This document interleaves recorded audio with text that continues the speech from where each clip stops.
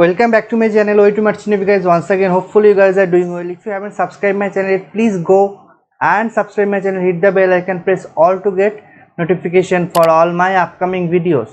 So in this video, I will discuss regarding the 5 most dangerous operation which used to carry it on ship at a regular basis. Okay, so as you can know, ship itself a very dangerous place, that is no one can deny on it. Okay, but there are several operations we used to do like bread and butter every day, but it is a very dangerous operation which we used to execute at regular basis or regular interval. So first thing, we will start with the mooring. This is one of my favorite operation, you can say, and but it is most dangerous also. If you want to become the successful at mooring, or if you want to do it very successfully, then better buy 2 eyes and fit on your back of the head, because you need 4 eyes while you are doing the mooring. Okay, jokes apart, the main important thing when you are doing, my main intention to tell you that you have to be very vigilant regarding when you are doing the mooring work, or means the berthing or unberthing, because you know what, there are several ropes are going. If wire rope might be there, then it will be more riskier.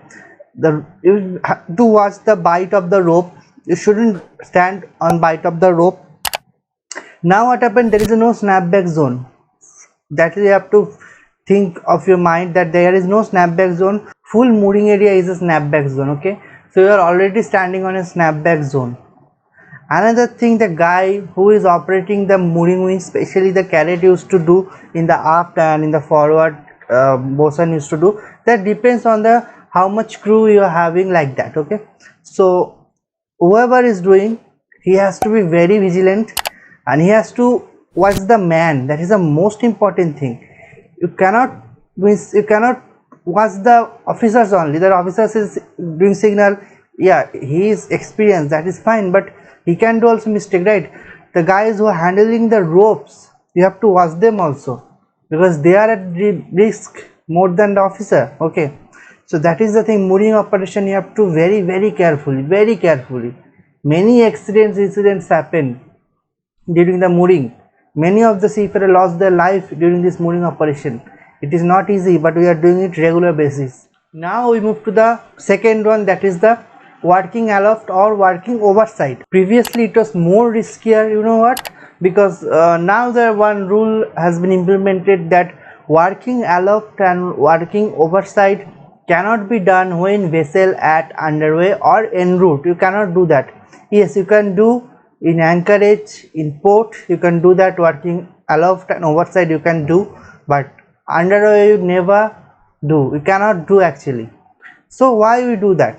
Because sometimes, you know, the side of the accommodation, bridge wings and railings, then your what is called that, load line marks, especially the draft mark. Okay, because you know, during the dry dock we used to paint that draft marks as well as your load line marks after doing sandblasting and all, then you can do. But one thing you have to keep it in mind, dry dock duration is 2.5 years. In 2.5 years it is exposed area, so it will be definitely, it will get rusted, and if it gets rusted and the draft surveyor cannot see the draft properly, he might not clear the vessel. So it is very important that after 1 or 1.5 years you need to paint that draft markings. Okay, so experienced AVs used to do by using the bosun chair and all, so you can do, but that is very risky. So what you have to do, you need to use a proper PPE under proper supervision. I know we have done the one time that port side load line, sorry, not load line, draft marking. So you know what, all the crew are there on the forecastle.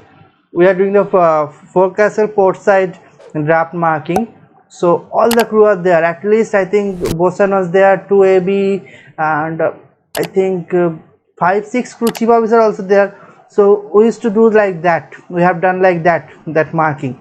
So that is the thing. During the anchor only we have done. So yeah, that is the thing we have done, but that is very dangerous and risky. So you have to be very careful during the working overside and that working aloft.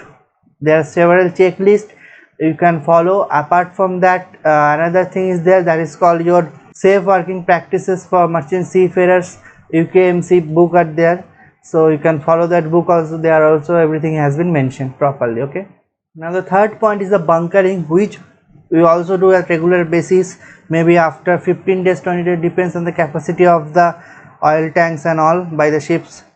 So what used to happen, when bunker bus used to come, it get alongside with the ship, and we used to connect the hose from their manifold to our manifold. So first thing, obviously we used to do that, the oilers or the engine cadet or any of the personnel from the engine room used to always stand by near manifold until and unless this operation is finished, means the bunkering is finished. From the start to finish, the engine oilers or engineer used to stand by on that manifold, because main thing, they want to see the oil spill, and if anything goes wrong in the oil spill, or they can immediately stop the bunkering. And during the pre-bunkering meeting, the chief engineer or Barasab used to always say that if anyone can observe that the bunkering procedure is not going safely, you can authorize to stop. No rank, nothing matter, deck side, engine side, saloon rating, nothing matter. If you feel that it is not safe, you can immediately stop and call the engineers. You are fully authorized to do that. Okay, so that is the main operation during bunkering.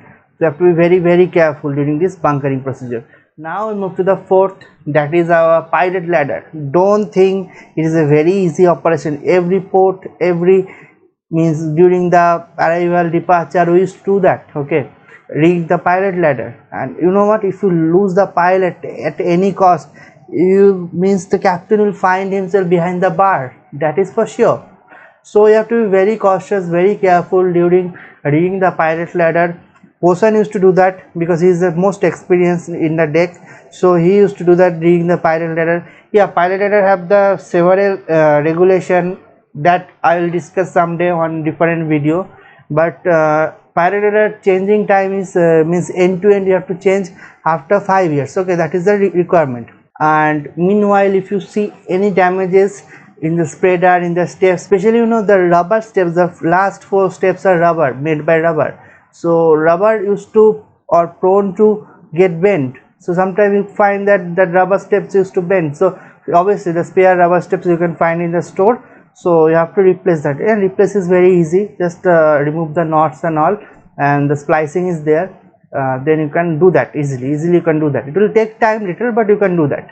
So that thing means you have to maintain the pilot ladder. Okay, because sometimes means it is not exposed, basically you used to cover that pilot ladder with the canvas and all, but sometimes due to the splash and the sea spray, it used to get damaged. 5 years not possible. Okay, so you have to maintain the pilot ladder properly, and rigging the pilot ladder is very important, and you have to do the very safely the pilot ladder operation. Now last but not the least, that is our enclosed space entry. So you need a proper valid permit for the enclosed space entry.